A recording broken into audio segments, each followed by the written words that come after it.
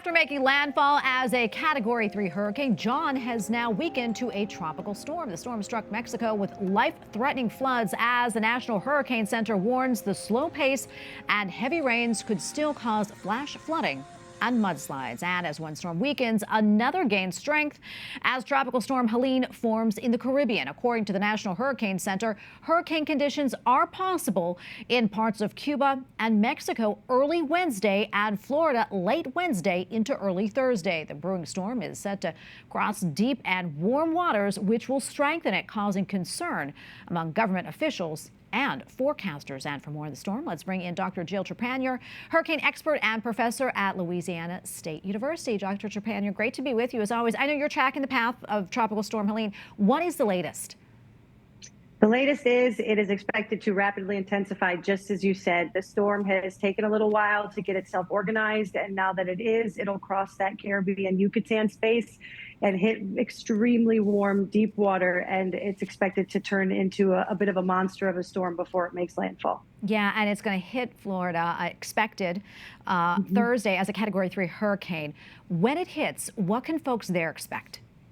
So I think immediately that first to keep in mind, the storm itself is moving pretty quickly, which is both good and bad news. So the good side is it will be over quickly, but I also think the winds that you'll experience will be faster than you anticipate, only because there's that combined force of the forward momentum of the storm plus the actual internal wind speed.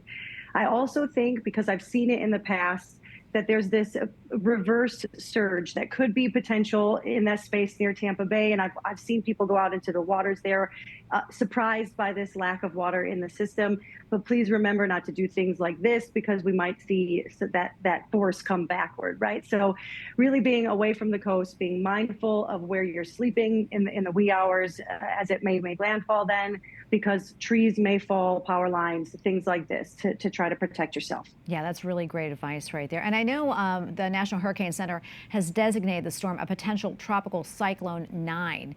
What does that mean?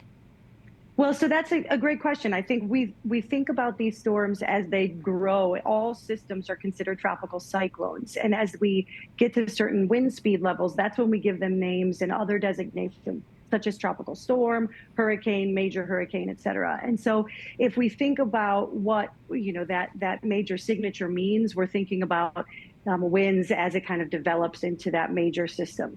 Yeah, and I know this is the second hurricane to hit Florida in a little over a month. How do you think this one will compare to Hurricane Debbie?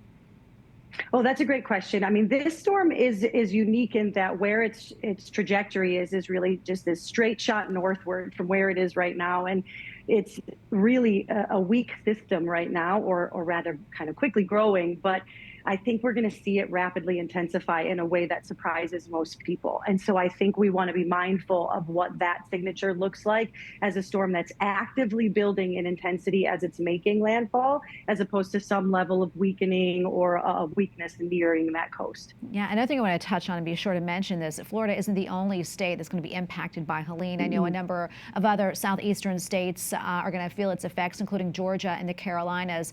What are folks there expected to see? Well, that's also a great question. So those states don't typically, particularly Georgia, get landfalling direct storms, but they do see these events like Hurricane Michael that pass through the panhandle of Florida and still make their way into the actual state with some pretty extreme wind speeds. Typically what we see in those states is severe wind damage. So I will reiterate this idea of when you sleep or when we're in a place where you might be out on the road, be sure you're mindful of where those large trees are, or if you can, of course, be inside to stay away from those types of flying debris. Now, the storm, because it's moving quickly, should decay quickly as well, which is also great news. So hopefully by the time it gets to the Carolinas, we're seeing some scattered rain and a little bit of, gusty winds, but nothing too overly severe. All right. Well, Dr. Trepanier, thank you so much for coming on, explaining all this to us. We're praying for everybody in its path. Absolutely. I'm glad to be here. Thank you so much. Thank you.